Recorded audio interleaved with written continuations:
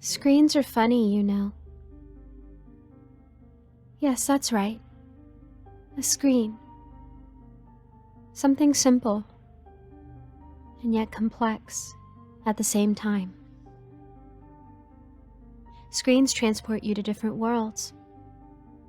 Sometimes ones that you want to go to intentionally, and others that pop up randomly.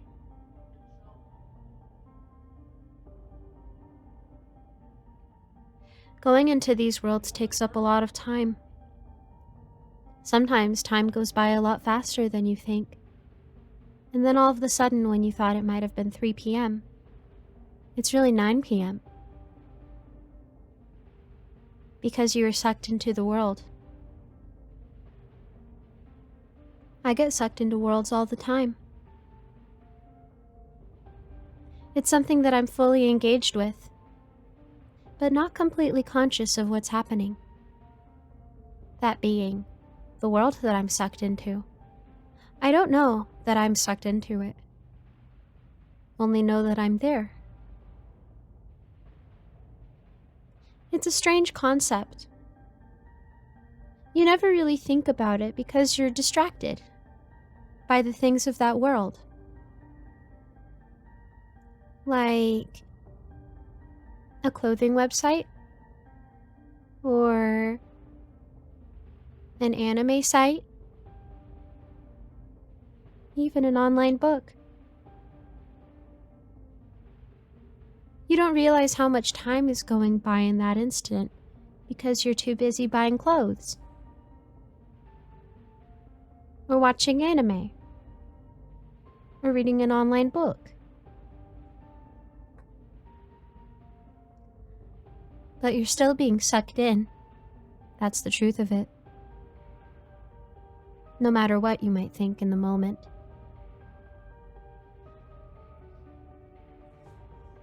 It's kind of sad. We have clothes and we have books, but we spend all of our time looking at a screen. It's almost as if it's hypnotized us. But if we took away all the engaging parts, if we took away the clothing sites and the anime episodes, or even the chapter books, we'd really just be staring at a screen. We'd really just be staring at a black mirror. Could you imagine how crazy that is? Maybe perhaps that's what we've been doing this whole time. Maybe we don't actually see anything on the screen, but our brains trick us into thinking that we have. Even worse, what if someone created them with the intention of fooling us psychologically? What if that special person or persons are walking around knowing the truth, while everyone else is staring at a blank screen with engagements that only they can see, or rather, engagements that they think they can see? Is it real? Is the internet real? Are those things real? I'm not sure. I don't know what to make of it. Something tells me that we're all sort of trapped, whether that be in our own bodies, or our own minds, or some larger agenda that communicates to all of us that what we're seeing on the screen is really there and not just a blank black mirror. When I look at clothing sites, I see lots of frilly white dresses, sometimes pink ones, blue ones too. But what if you walked by and you saw absolutely nothing? You could interpret that in a couple of ways. What if you saw absolutely nothing of value? This would imply that you see what I see, literally, but that you don't care much for fashion. Or what if You walked by and saw that I was staring at a blank screen, and you registered it as literally nothing, other than the screen, of course. Wouldn't that be crazy? If you passed me on the bus, or passed my desk at school, or walked by me at the grocery store, and you just saw me staring at a blank black screen. What if I was laughing? What if I was scrolling? What if I giggled to myself and said, "Purchase"? What if I typed out a response that wasn't really there and said, "Oh, I wonder what he'll think of this"? What if I said, "Oh, he's cute"? What if I turned to you and said, "Do you think this is my color"? But all you would see is a blank black screen. I'd probably look quite silly to you. But could you imagine that you would be the one who looks silly if I were to look at you and you were saying and doing all of those things in front of your screen? I might think to myself, "Oh, that person is a little crazy. I shouldn't go near them. What if they explode? What if they touch my shoulder? What if they try to engage with me?" I'd rather engage with my screen than engage with another human being. Because engaging with another human being like that is crazy. But engaging with my screen is not crazy. You want to know why it's not crazy? Because everyone else is doing it. What is crazy? Crazy is something unusual and unhinged. Crazy is watching someone run right into the middle of the street and dance as cars are passing. That's pretty crazy. But people staring at their screens is not crazy. People stare at their screens during dinner. People stare at their screens even during conversation. People stare at their screens at pretty much any moment of the day. So is it really crazy? Even if in reality you're not actually looking at anything at all. It's not crazy to be looking at a blank black screen if everybody else is doing just the same. I don't mean to frighten you, but it's something that I've thought about a lot. Are the pixels on the screen that we perceive actually real? Or is it something else that's somehow communicating to our brains to trick us into thinking that they are? Is my green your red? How do you perceive things? How do I perceive things? How do we compare them? Is technology something that was given to us by another planet, really? All I know is that everyone likes to stare at their screens. So much so that time goes by a little bit faster than they think. A little more difficult to keep track of because you're so engaged with whatever it is you think you see on the screen. I guess what I'm trying to say is, a blank black mirror is like a void. And what do voids do? They consume. They consume everything, actually. How do we all know that we're not inside such a void's great, grandiose stomach? If not us, then what of our minds? Food for thought, food for thought. Well, I hope this was an enlightening conversation for you. Until next time. I'm moving into a new house.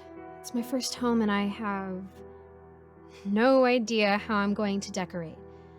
I tried drawing things out or even opening up The Sims to get an idea on decor, aesthetics, where to place the couch, the list goes on. Nothing seemed to stir my imagination, so I decided to get ideas from Midjourney. For those of you who don't know, Midjourney is an AI art generator accessible through Discord, and no, this is not a sponsor. You put in a prompt and it creates 4 unique pieces of art just for you that you could choose to upscale or get variety on. I had a great deal of imaginative fun just a few months ago, putting in prompts like fruits no one's ever seen before, or triangular sun, or Midjourney Monster. It was so interesting waiting to see what the computer would present to me, and sometimes they even looked exactly how I was imagining. Other times, they succeeded my expectations. I figured if I generated general thoughts for the different rooms of my new home, Midjourney would show me something that I didn't even know I wanted. I had it generate images of the bedroom, living room, bathroom, kitchen, even the garage. Realism, fantasy, modern, chic, concrete, and abstract alike. Anything that would give me an idea on just how to style this place. For reference, I had a 2-bedroom, 2-bathroom house with a small backyard. The living room was a pretty good size, and the dining room and kitchen were alright. It was a nice little space for me. Didn't know what I was going to do with the extra bedroom, though. I wasn't planning on having a kid anytime soon, and not interested in dating at the moment. I wanted to have my own place first, before eventually marrying and having a forever home. Then, I'm sure I'd still need loads of help figuring out how to decorate. Looking at the images Midjourney gave me, some were underwhelming, but others were absolutely beautiful. I upscaled the ones I liked and got varieties on those I thought had potential. I found that when I upscaled, the image sometimes got more intricate details or things that weren't quite there before. I ended up exhausting the free images, so I paid for a subscription and had a blast generating tons of images that gave me pretty great ideas. I placed the couch in the middle of the living room and hung the TV across from it. I placed a smallish table in the dining room and made that my little breakfast nook with a coffee bar against the back. The kitchen was easy enough, just placed my appliances on the counters. Because Midjourney had shown me cute little cottagecore-like images, I went out and bought some extra decorations like leaf garlands and hung them in the corners of the ceiling. I wasn't sure if the whole cottagecore aesthetic was my thing, but I was down to try it for at least until I got sick of it. All I had in my bedroom at the moment was, of course, my bed and a little desk. I went to upscale the images that would inspire my bedroom when I noticed something weird. I generated and upscaled an image that showed part of the side table right before the pillows on my bed. And past that was the bathroom. Now, in my room, the bathroom was actually in front of my bed. But that wasn't what unsettled me. It was the shadowy silhouette of a person with 2 little white eyes peeking out from behind the bathroom door. I reread all the descriptors I'd put in the prompt, but nothing seemed like it could generate something so creepy. I decided to brush past it and upscale one of the other images made in the batch. And that one also included a shadowy figure with white pinpricks for eyes. This time, across from my bed, standing exactly where my bathroom would be in the image, though now it was just a wall. I looked up at my bathroom, and then the wall where Midjourney first depicted the thing. Of course, there was nothing there, but I was deeply unsettled. I went back to looking at kitchen, living room, and dining room images. But every time I upscaled, I kept seeing my new shadowy friend in strange spots of Midjourney's version of my house. I left it alone for the rest of the day and played some Sims to calm down. Then, I tried to organize and decorate on my own, watching chick flicks and other happy movies. The day after, I'd gone out with some friends who all had never heard about Midjourney, and I explained it to them, completely forgetting about the shadowy creature that kept popping up. Some of them began trying it on their phones, and they absolutely loved it. They generated beautiful images of crystalline fantasies and cloud kingdoms. It inspired me all over again. When I got home and settled in, I opened up Discord and put in some bathroom props on Midjourney. The first batch painted some beautiful mint and seafoam colored walls with pink paintings, and the second batch gave me lots of seashell details. I picked 2 favorites and upscaled them, only to see the shadowy figure again in the corner. I tried to justify it, thinking it to be just the shadows in the bathroom, so I upscaled them once more. The first image I'd selected became darker and darker as I watched the percentage of completion move up. The shadow figure was no longer in the corner of the room, but now encompassing more and more of the image as it rendered. By the time it had reached 100%, the entire image was black. And that was just the first. The second image I'd chosen to upscale now had the shadowy figure in the center, and as it rendered, it slowly came closer and closer to the screen until the entire image was, I'm assuming, just of its face. It was too dark to make out anything, but it felt so tangible, as if it were staring right at me in the present moment. Now I was seriously disturbed. I went onto the Midjourney website and clicked on my gallery to look at my earlier, but brighter renders. But to my horror, I noticed the shadowy figure in all of my previous pictures. Ever since I picked Midjourney back up to use for house inspiration. It was everywhere. Not apparent, but just subtly there. It would be peeking from behind a curtain or poking its head just past a kitchen cabinet. Always with those 2 little white pinprick eyes. Consistently. Which was kind of unheard of in Midjourney. Kind of the whole point. I kept scrolling and scrolling, but it was a constant in my house images. And then I thought of something else. In the earlier pictures, it seemed coy. Shy, even. Just barely there. But as I did more, it's like it got more comfortable. It started showing itself and getting closer and closer.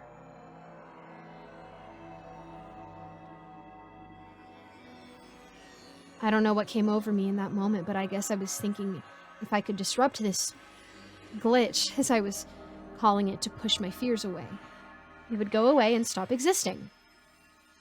So on the latest image of just its face, I clicked to make varieties. I minimized Discord and looked through the gallery some more as the new image rendered.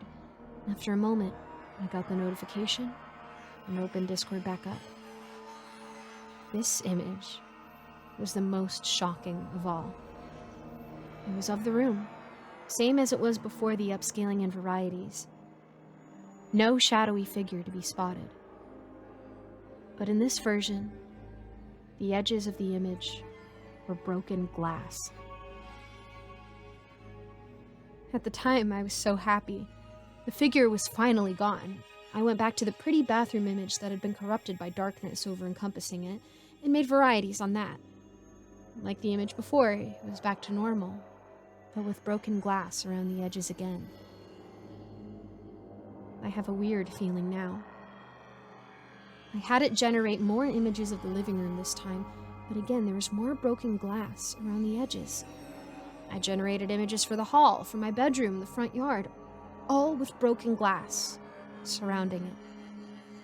And then I got frustrated. I typed in a nonsense prop that contained no glass, and still the image came out with glass edges. And then I generated one that was literal nonsense, a jumble of letters with no spaces. And that came out with glass edges too.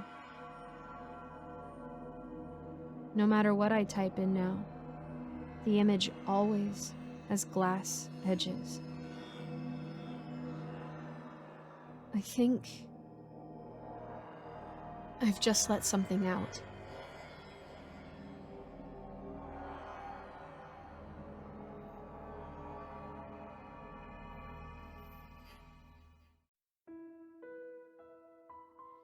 Scrolling mindlessly through a sea of uninteresting recommended videos, something caught my attention. Sandwiched between a hydraulic press video currently at 2 million views and a Your Daily Dose of Internet at 1 million was something with no views at all. It was my face. I had to lean in closer to the monitor to be sure, but it was definitely me. From my chin to my brow. I hovered my mouse over the thumbnail, but the preview wasn't working. What else was I supposed to do? I clicked the video, and sure enough, there I was. It was uncanny. My lookalike seemed to be holding a camera at arm's length and pointing it at herself as she maneuvered relentlessly around a room. What's going on, guys? Today I've got something really special planned that I cannot wait to show you all. But first, this video is sponsored by... Graphics from the sponsor slapped on screen as she spoke highly of some BS product. I managed to stop marveling at the familiar stranger long enough to get a look at the background. I recognized the copper kettle my boyfriend had bought when we moved in last year, as well as a matching microwave I'd managed to pick up for a mere $10 at a nearby yard sale. I saw our pots and pans piled high in the sink, and the glowing timer on the oven that blinked 10:05. My eyes flickered to the right of the taskbar. 10:05 p.m. So anyway, enough about that. Let's get right into tonight's hunt, shall we? Today's target is, if you can believe it, my very own boyfriend. A tinny sound effect of a shocked crowd played in the background. She nodded smugly. That's right. Cherish this moment, guys. We only get to kill him once. She smiled before looking past the camera and bending to reach for something. The unmistakable sound of a cutlery drawer being yanked open rang out 2 separate times.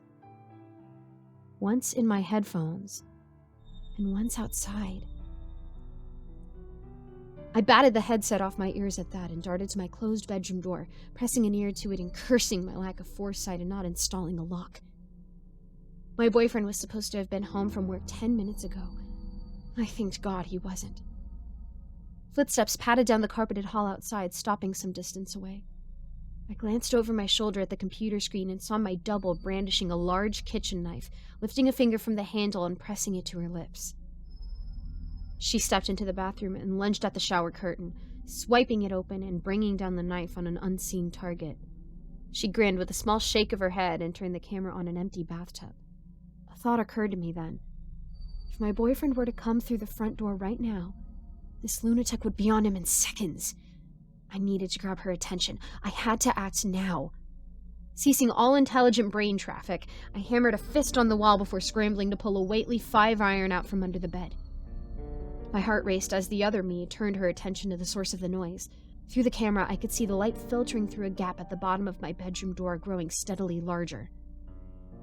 I curled my fingers around the doorknob and waited with bated breath for the approaching footsteps to reach their crescendo. Bolstered by the element of surprise, I threw the door open and brought the club down hard on the head of the intruder in one swift movement. Even before it made contact, I knew something was wrong. Blood burst in all directions when my strike connected. Wavy locks of blonde hair were dyed crimson as the body crumpled to a heap on the hallway floor. My hair wasn't blonde, though. A plate of buttered crackers clattered to the ground beside him when he fell. One bloodshot eye bulged from its socket while the other stared blankly up at me. He gurgled, hands grasping desperately at his ruined skull. I don't know if he had any presence of mind left at that point, but I had a theory of what he might have been trying to say. Why? The club slipped from my grip. I stumbled back over the threshold of my room and spun to face the monitor, retching all the while. I half expected the entire video to have been a hallucination of some sort, for the screen to have been black all along. But no. His dying form filled the screen. Ending cards have popped up at some point, directing viewers to more videos by the same creator. The next was titled, Paying My Parents a Visit. The thumbnail featured me, mouth stretched in mock horror, aiming a smoking pistol at the camera.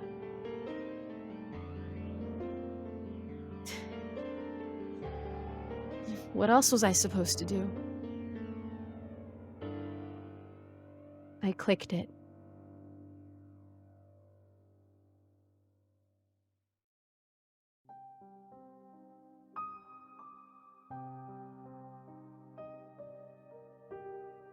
Someone please tell me this is a deepfake. I'm kind of at my wit's end here. I've heard of deepfakes and stuff like that, but I don't know. This feels like it's gone too far. Sorry. Let me back up.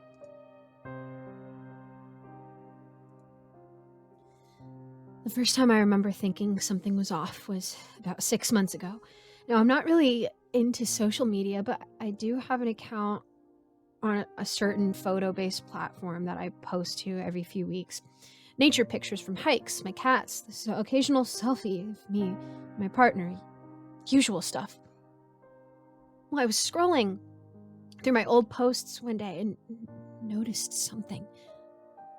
It was a post I definitely don't remember making. Some kind of blurred pattern, all black and red. It didn't have any likes. I had supposedly posted it 3 months prior. At the time it seemed weird, but I honestly didn't give it much thought. I've had accounts hacked in the past, so I went through the usual steps, delete the posts, change the passwords, etc. It didn't happen again for a while, so I figured I was in the clear. Jump forward 5 months. 1 month ago. That's when things started getting really scary. I was checking my account, something I did semi-regularly now, and saw 2 more posts. One from 3 weeks ago, the other from 10 days ago. I know for sure that these posts could not have been up there for as long as they said. I probably looked just 3 days before and saw nothing. That was unsettling, but I'm not an expert on these things, so maybe there was a reasonable explanation. But the content of the photos was what really sent a shiver down my spine. The first one, the one that said it was posted 3 weeks ago, was all black and red again, super saturated and vivid. This one wasn't blurry, but the saturation made it hard to make out. Looked vaguely like a figure from the chest up. The second one, the one from 10 days ago, looked like some variation of the same picture. But this one was clearer, a little grainy, but not hard to make out. No black and red this time, just a picture of a person from the chest up. Me. It was a picture of me. But it wasn't. The icy eyes were lighter than mine. The pasted-on smile was an expression I've never seen my face make, not to mention the deep red top with a flared-out collar I was wearing was something I didn't even recognize, much less own. Nevertheless, I searched through the photos on my phone to see if it was somewhere in there. It wasn't, of course. This is where I started thinking about deepfakes. I didn't want to work myself into a panic. This was obviously someone screwing with me. It had to be. And I'd be giving them exactly what they wanted if I started freaking out. I don't know why someone would want to screw with me like this, but it was the only rational explanation. I was about to delete the 2 photos and repeat the password change process when something gave me pause. Just like the last one, neither of these posts had any likes. For the first 2, I could justify it. It seemed unlikely that out of 300-something followers, no one would click the heart mistaking it for abstract art or something. Unlikely, but possible. But that third one was basically a selfie. There's no way it was up for 10 days and nobody liked it, not even my partner. Which gave me another thought. My partner, I'll just call him Charlie here, was in the other room at the time. I went and asked him to pull up my profile on his phone, and my suspicion was confirmed. He didn't see the photos at all.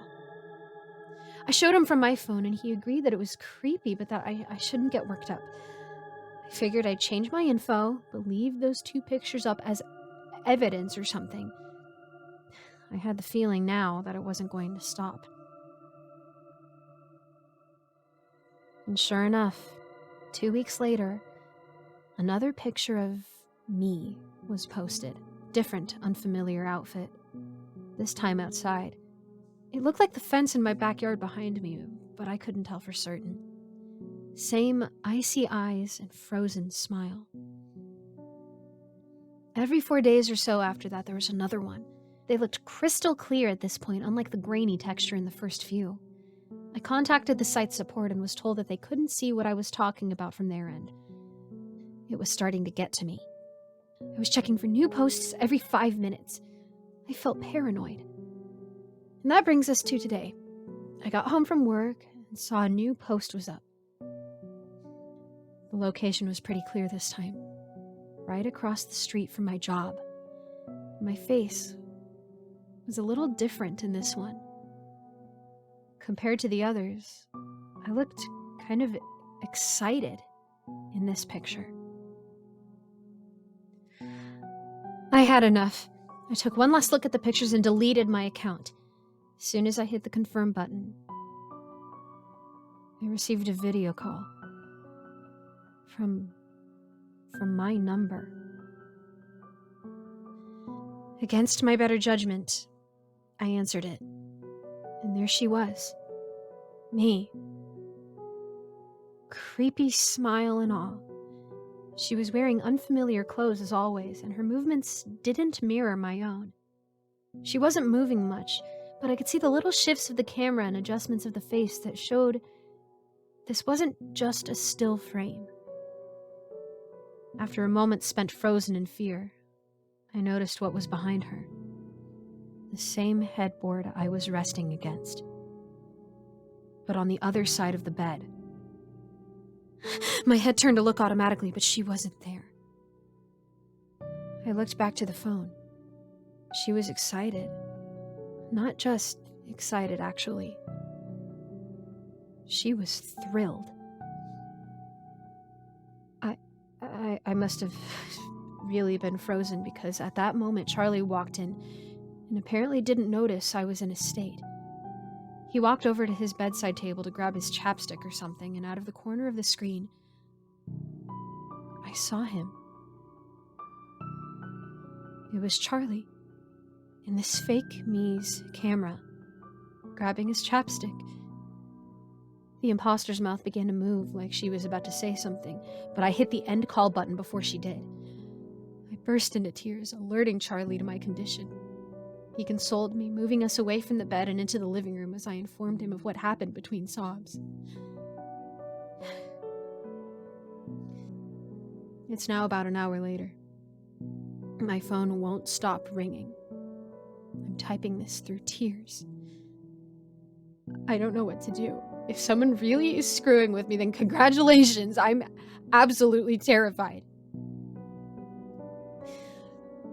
I'm sorry if this isn't formatted well or doesn't make sense. I'm shaking and I just need to get this out. I guess I'm just hoping someone out there has had something like this happen, or someone with more of an understanding on deepfakes and cybersecurity can provide some sort of reasonable explanation. Please. Somebody has to know how to make it stop.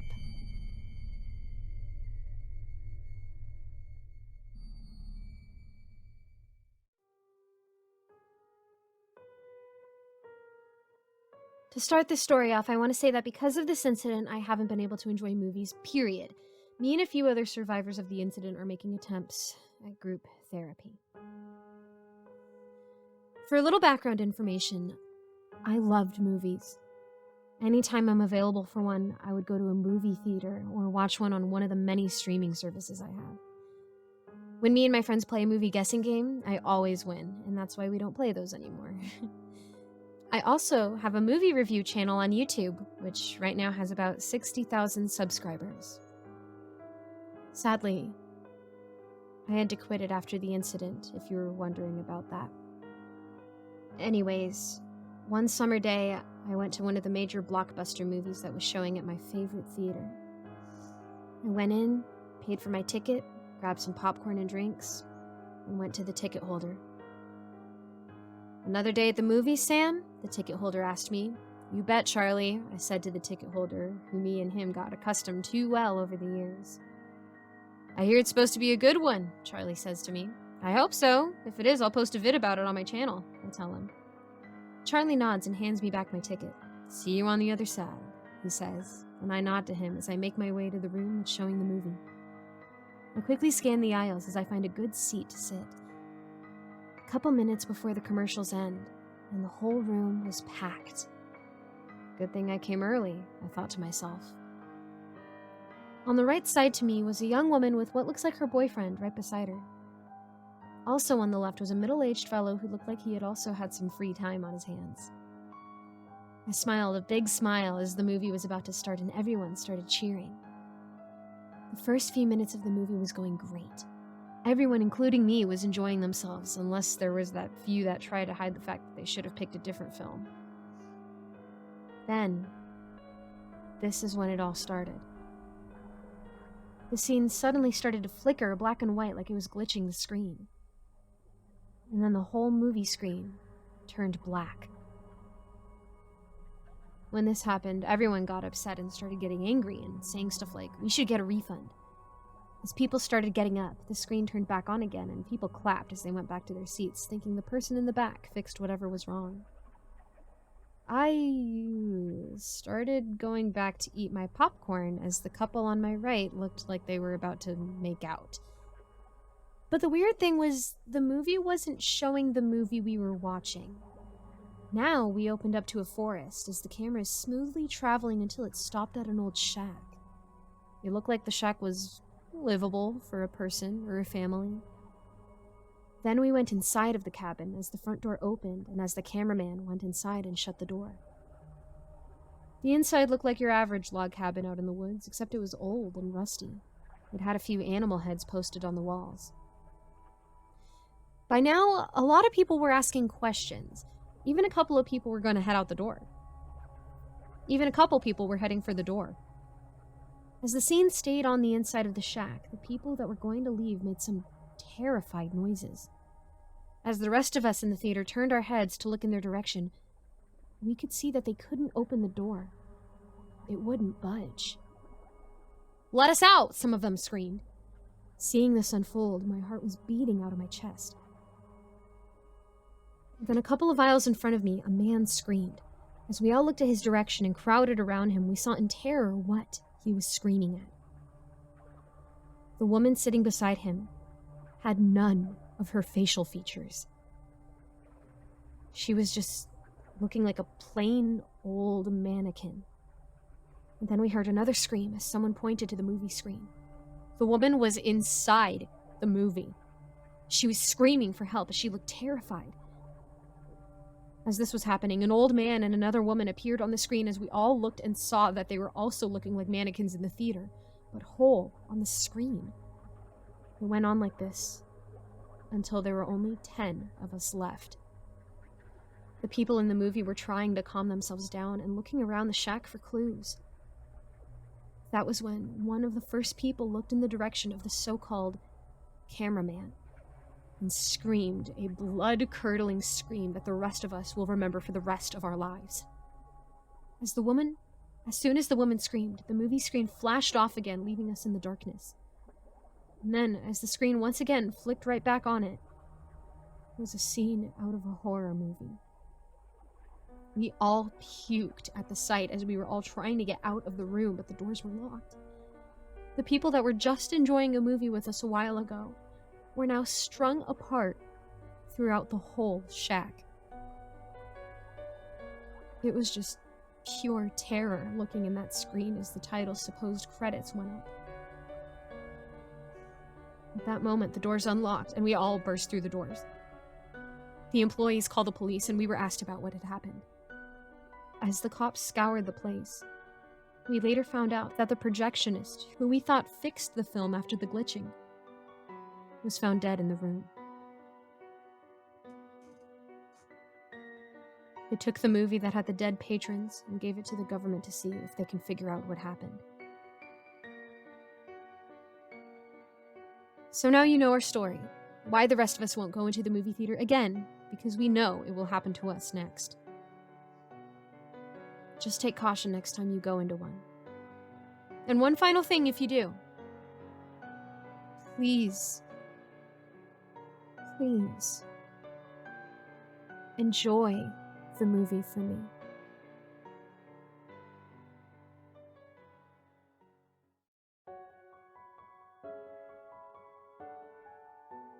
Some of the local kids that run around my neighborhood have been talking about this new urban legend they call the Midjourney Monster. I recognize the title as that AI art generator thing, and I was curious about it, so I eavesdropped on them, and I heard the deal. Apparently, if you generate art on Midjourney, all you gotta do is type in Midjourney Monster, and the AI will generate a unique monster that will haunt the rest of your images, and eventually, you. Of course, some of the other kids said a bunch of other things too. The Midjourney Monster is actually made of your own worst fears. The Midjourney Monster's presence means something disastrous will happen to you. The Midjourney Monster appears in your house if you say its title aloud 3 times, yada yada yada. They've gone even so far as to say it's killed people in the local area. Something they twisted from an unfortunate series of strange heart attacks last month. Honestly, the actual thing was so bizarre and haunting, I get it. We all wish it was a monster instead of a normal, tragic thing. Who knows? Maybe someone had a heart attack from the monster Midjourney conjured up for them.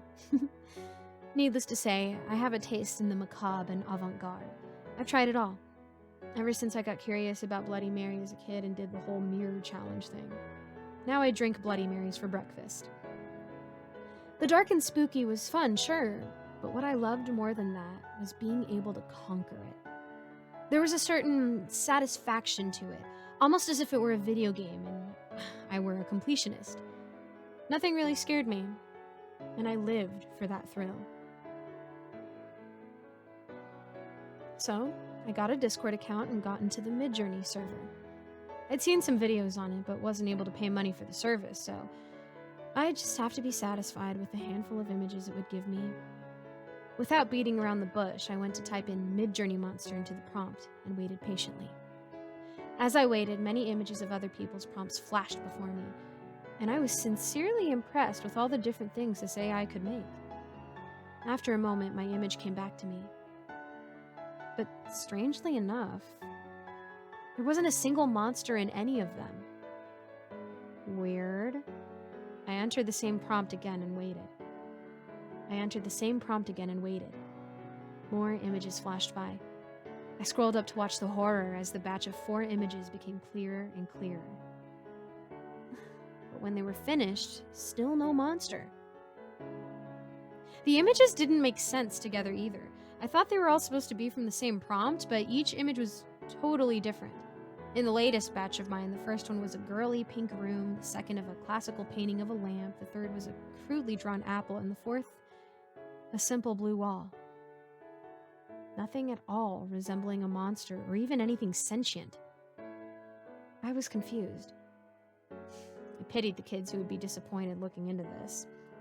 Well, I decided to give it another try until all my images were used up, so I once again typed in the prompt and waited for Midjourney to give me my monster. While I waited, someone else in the server had typed, "Stop." I responded back saying it was a public server and I wasn't spamming for the sake of spamming or anything. They replied, "No, stop asking for more Midjourney monsters. 5 is enough." 5? What were they talking about? I went back to look at my first batch. Nothing. Literally nothing. One image was of a simple coin, another depicting space, the third showing a toothbrush, and the last being of an empty roller coaster. 5 what? I asked them. Just then, my latest image finished rendering. "Oh great, now you've done it," they told me. "Good luck and don't say you weren't warned." I just didn't understand. Each image in this one at least looked related. They were all white backgrounds with red streamers as if it were a birthday party. I don't get it. I typed back to the other user. "Where's my monster?" Or monsters, as you said. "If you haven't seen them, then it's best you turn around now and forget about it." They responded, "No, I want to see them," I said. "You want to?" They responded. "Yes." And then they said something I hadn't thought of. Upscale. So I did. I upscaled each image I just generated. I excitedly waited and watched as each render just scrolling past other users' images. The chat started blowing up a bit and people were adding me, but I wasn't about to read them. They probably thought I was trolling, but I was here for an experience. The first image finished rendering, and lo and behold was my monster. A rather basic monster. It was silhouetted with a white face, beady eyes, and a gaping mouth. Very original. I was almost disappointed in the AI. The next few monsters were at least a little more interesting. One looking like a disgusting, long blue insect with an unsettling amount of legs. Another was a few stories high and looked like a giant caterpillar-like dragon.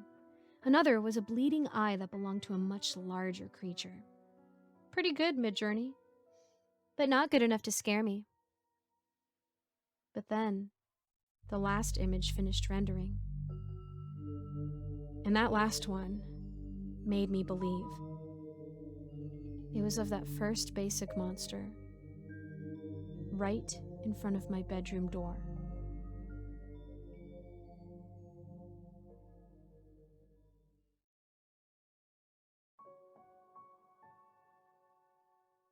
Recently, I decided that it was time to make a change in my life. I've never really been considered fat by my friends or family. They've always assured me that I looked just fine, especially for someone of my height. While the encouragement was nice, it was not so secret that I was overweight. And after spending years with limited activity and staring at my belly hanging over my pant line, I finally figured that it was time to do something about it. So I looked around in the hopes of joining a gym. However, given the world of 2020 and forward has been, I haven't exactly felt overly comfortable with physically going into a building full of sweat and heavy breathing, even with a mask. Instead, I was lucky enough to find an online gym service app by the name of Penpal Poundbuster, which seemed to be exactly what I was looking for. Basically, it was a service that linked you with a random gym buddy, and the two of you would function as a personal trainer to the other. For the sake of anonymity, no information other than first names were ever shared, and no one ever had to meet face-to-face. It was pretty neat. The app even had a build a routine feature where you could pick from a long list of workouts to send your pen pal for each day that you plan to work out, coupled with the ability to track each other's progress, including heart rate, duration, and weigh-ins. And there was also a built-in chat page where you could send your pen pal words of encouragement and such. I couldn't have been happier with everything it had to offer. Thanks to the mostly anonymous nature of the setup, there was no shame or fear of being judged by a personal trainer or anything. It was just two people striving to achieve the same goal and help one another get there. Plus, I am a pretty solitary person and I really enjoyed working out alone, so it all suited me just fine. After the sign-up process, it was a few short days of waiting before I was paired with my weight loss pen pal, Hector. Before we got started on actual workouts, the two of us used the chat feature so we could establish our goals and what we were generally the most comfortable with. I was pleasantly surprised to find that we were more or less looking for the same thing out of this process. Hector and I weren't trying to get buff or anything like that. We wanted to get comfortably fit, to have more energy in general, trim down our waistline, and maybe gain a small amount of muscle. Having a similar mindset made setting workouts a breeze for both of us, and in a matter of a week, we were on a solid weight loss track. At first, it was hard. Getting accustomed to physical activity after being a couch potato my whole life left me soaking with sweat and huffing after virtually every assigned run, squat, or push-up. And to the credit of the app, it worked better than I ever could have hoped. Hector had me on a great routine, and his words of affirmation made me feel supported and confident in the effort I was putting in.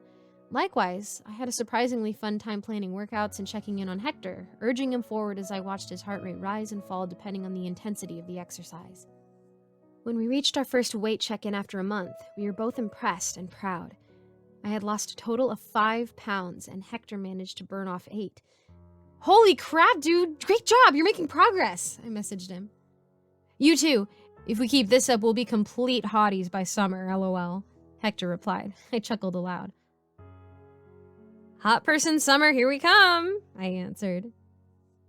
After making this kind of progress, we began picking up the pace and intensity of our workouts.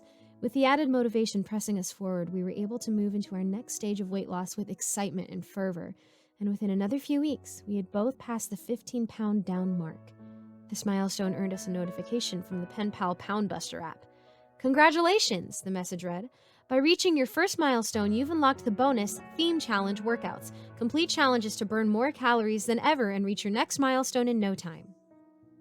I read through the list of challenges and found myself laughing at these themes. Some were humorous, like the Follow the Yellow Brick Road challenge where you had to run a mile while skipping the entire time, while others held more of a spooky tone as The Sky is Falling, where you had to run and dodge falling debris to encourage a more intense serpentine sprint. Hector and I continued chatting as we went through the list, joking around about them before he finally asked, "So, you want to try a challenge for your workout today?" "Sure, why not? Go ahead and pick one out. Surprise me. I'm game." While I waited for him to pick, I took some time getting ready by changing into my workout clothes and doing a few stretches. A few minutes later, my phone went off and my challenge appeared on the screen. "Hector has given you the Beat the Clock challenge. Look out! Your phone is a bomb. Finish your mile run before the clock runs out or boom! Do you accept?" I smirked at the description and stepped out onto the sidewalk before hitting yes. In an instant, a countdown clock set to 7 minutes began to count down and I took off running. With each second that passed, my phone gave off an ominous beep as if it were a ticking time bomb. The sound made me feel uneasy and nervous all of a sudden.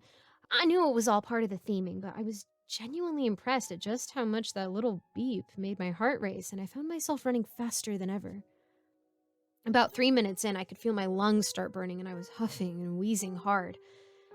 I almost felt like slowing down when I noticed something. From my pocket, I could feel my phone heating up.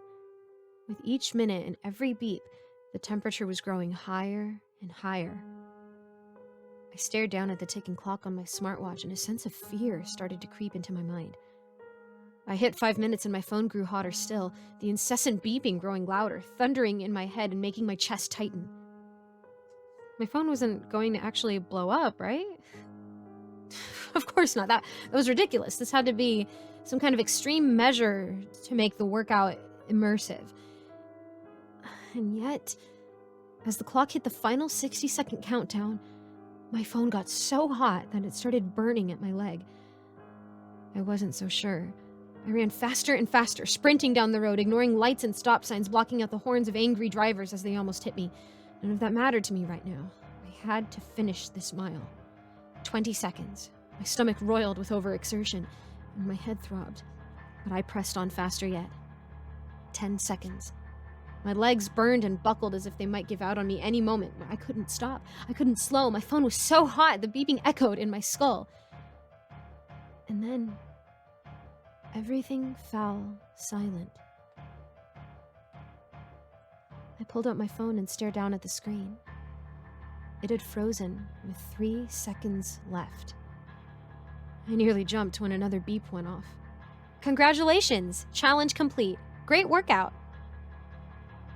As I read these words, I halted my run to a stop, falling into the grass by the sidewalk with all of the momentum I had built up.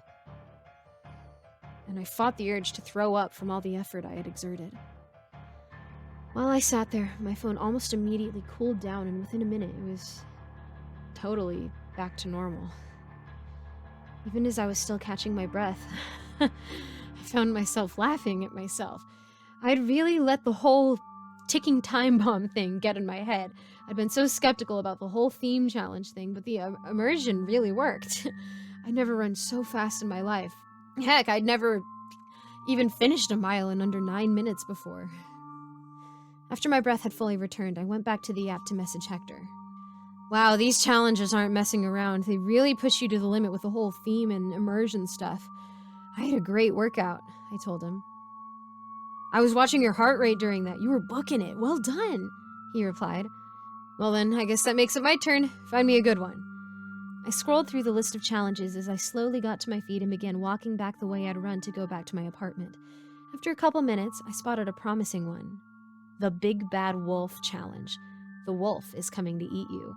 Outrun him for 60 minutes in order to reach safety. I chuckled at the name as I sent it over to Hector.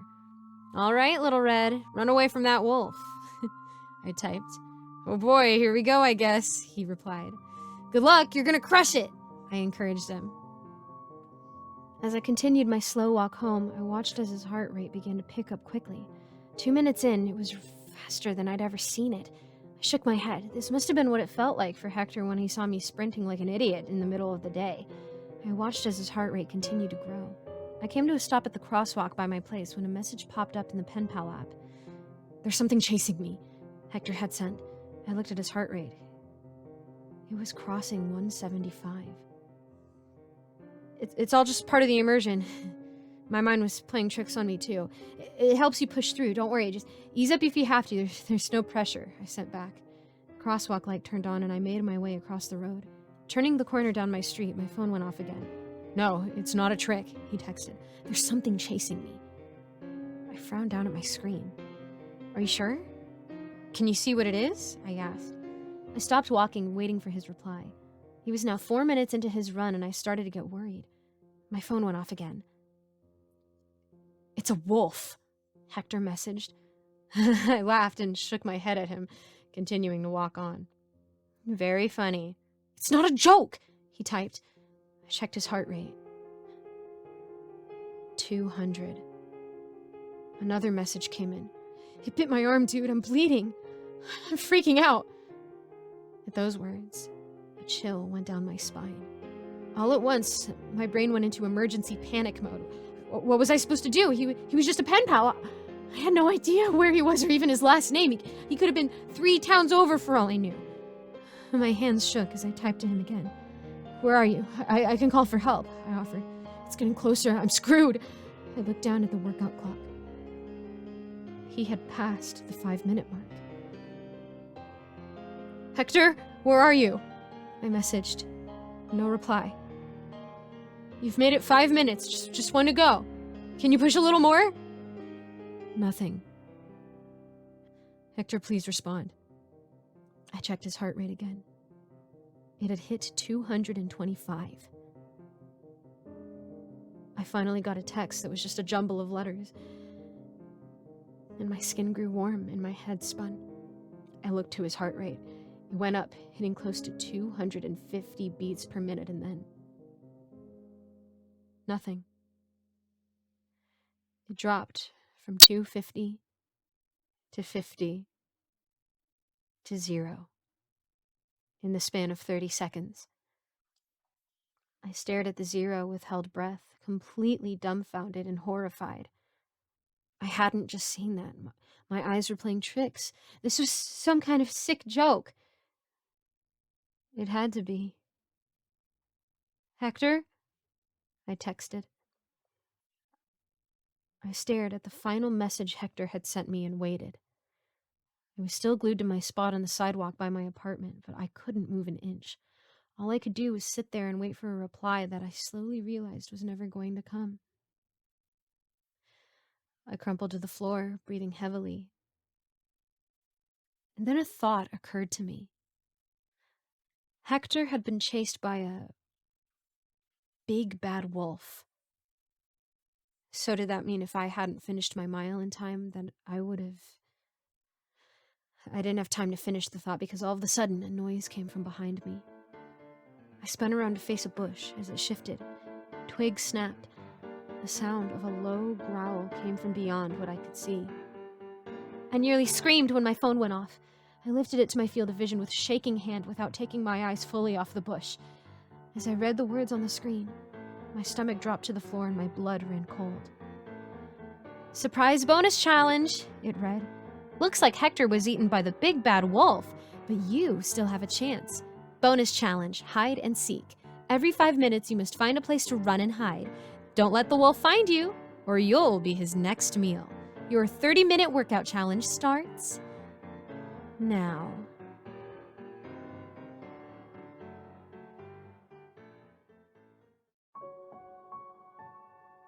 I met him on Tinder. Tim was the best boyfriend I could have asked for. As a 25-year-old woman living in the heart of Seattle, I had been close to giving up on my love life. Men were scary, unreliable infidels. I believed that for a long time. At least until my friend Susie convinced me to give Tinder a try. "Please," she practically begged me during brunch one day. "Please just go on one date. If it sucks, I'll never bother you about it again." Drunk on margaritas and breakfast food of questionable quality, I relented. I went on one date. One date with a man named Tim Henry. It went very well. too well, even. I learned that he worked in IT, that he's deadly allergic to strawberries, that his ex-wife died of breast cancer in 2013. He learned about me, too. How I grew up with abusive parents and now take care of my younger brother, Zach, while pursuing a degree in psychology. Tim was really into true crime, and he got me hooked on it as well. The stories were harrowing, heartbreaking, disturbing, but some morbid curiosity kept us listening. We developed inside jokes, shamefully mostly revolving around cannibals and the gruesome details of specific murders. As a psych major, it was all so interesting. Obviously, those psych classes got me nowhere. I didn't see the red flags. True crime is a lot easier to listen to if you've never lived through a podcast-worthy horror story of your own. Until then, true crime is a what-if, an almost impossibility that ensures you lock your doors at night, but never steals your sleep. After, it's all too real. Tim and I got married in 2019. As many married men do, he started to let himself go. Let down appearances. He began to confide in me. He spoke to me about how he often had thoughts of murder, of skinning someone alive. I explained to him what intrusive thoughts were, and he seemed satisfied with that explanation. Later, he had told me he'd been diagnosed with harm OCD, a subcategory of OCD where the patient has obsessive and unrealistic worry about hurting other people, such as putting all your knives under lock and key so you don't kill your entire family. In reality, these patients are often even less capable of murder than the average sane person. It explained a lot of his obsessive violent thoughts, how he'd want to kill me for the smallest of infractions. I made sure to turn the lights off in the kitchen every night since he told me he wanted to rip my fingernails out last time I forgot. I would have never admitted it, but Tim was starting to scare me. I knew it sounded awful to be afraid of someone with harm OCD, but I would come to be very thankful for my paranoia. I began to keep a strawberry in my pocket. I was out with Susie on our regular Friday night dinners when I had forgotten the name of Tim's company. Naturally, I Googled it. Strangely enough, I couldn't find it. I couldn't find Tim at all, actually, anywhere on the internet. Even his Tinder account had been deleted. Being somewhat tech-savvy, I used an image search to scour the internet for a face match. To my horror, several matches popped up, none mentioning an IT company. The headlines blurred together in my head. I was so shocked I could barely hear Susie asking me what was wrong. I skimmed the previews, shortened and cut off by the small screen of my phone. Seattle man kills wife in brutal love story gone wrong. I found her skinned alive, a harrowing story of man charged of first-degree murder escapes Tim Fuller. A monster loose among the streets of... I got up and rushed home, leaving an equally horrified Susie in the dust. I had seen enough. I'd heard enough. I needed to know the truth right then, even if it cost my life, even if I was in danger. I loved Tim. And if he loved me, he would tell me the truth.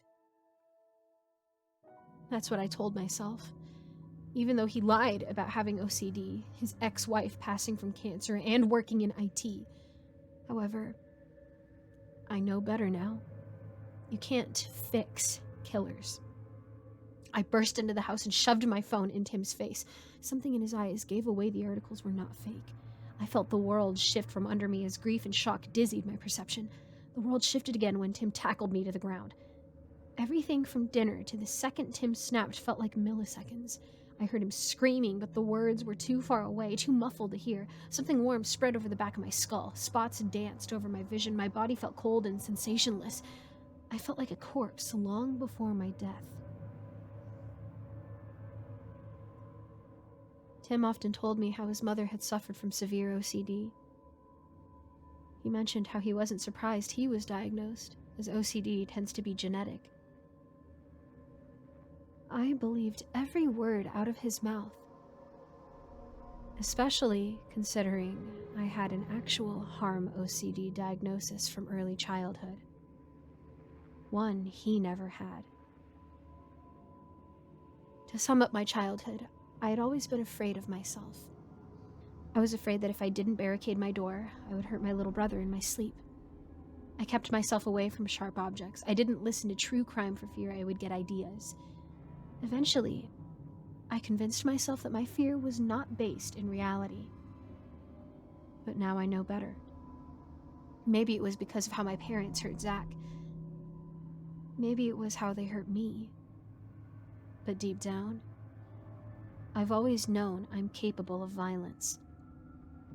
I was just afraid I would misuse it. But when I heard Zach scream, when I felt Tim's body weight shift from mine, when I saw something in his hand, smelled blood in the air, tasted copper in my mouth, I was no longer afraid. My vision cleared as I launched myself upwards, barely gaining complete consciousness before hurling myself into Tim's back. He tumbled forwards, the knife in his hand skittering across the kitchen tile. He grabbed my hair and pulled. I kicked his groin. We scrambled and flailed for the weapon like two spoiled children fighting over a toy. A sharp pain radiated through my ribcage as Tim punched me as hard as he could, knocking the wind from my diaphragm just long enough to brush the knife handle with his fingertips. My ears rung and diluted the sound of his nose breaking as I shoved his head into the floor. Chaos reigned over the small section of the bloody kitchen floor we inhabited. Tim finally grasped the knife. The blade tore my shoulder as my husband swung and stabbed at my flesh, blood warming my cold body even faster than before. Red flashed into my vision, but it wasn't from my cuts or Tim's nose. His cold gray eyes widened as I shoved the strawberry from my pocket as hard as I could down his throat, silencing his screams of rage and grunts of violent effort. I pushed my fingers down back as far as they could go. His grip on the knife faltered, and I seized the opportunity to steal it, stand, and back away in one not-so-smooth motion. My husband was dying. I watched as he choked and shoved saliva-coated fingers down his throat in an attempt to dislodge the strawberry. His face turned a mottled red color and began to swell. He kicked his feet and flailed onto the blood-slippery floor in pain. His eyes now held fear and desperation, not anger. I could have helped him, called the cops, run away. But I didn't. I watched Tim's body drain of life. I watched his chest seize up, depraved of oxygen. I watched his lips turn blue. I watched the veins in his forehead pop. I watched blood bubble from his nose. I watched his tongue swell and seal the strawberry into his throat. I watched Tim suffer. I watched Tim die. I liked it. The verdict came back, free of charges due to the necessity of my manslaughter. It was self-defense. My lawyer had the easiest job in his career defending me. An escaped murderer leading a double life? And the strawberry? So clever. Plus, I had to protect my younger brother. I was practically a hero. I was happy to continue my life a free woman. No one had to know how much I enjoyed seeing Tim die. But if people did know, they would understand. He lied to me for years. I'll have to be in therapy for the rest of my life. Zach will never rest easy again. I did what I had to do to a man who deserved every second of it. With therapy, I came to understand that. A few years after the incident, my therapist recommended I started seeing men again. I recently became open to the idea. After all, the situation with Tim was such a rarity. It would be shocking for it to happen again unless I was actively seeking out escaped convicts. Even after the years of therapy, something nagged at me. I liked watching Tim die. I got to watch the life go out from his eyes. I got to live out my obsessions. I got to draw blood, and none of it was my fault. It would never be my fault. So I took my therapist's advice. As I scoured Seattle police databases for men with violent criminal records,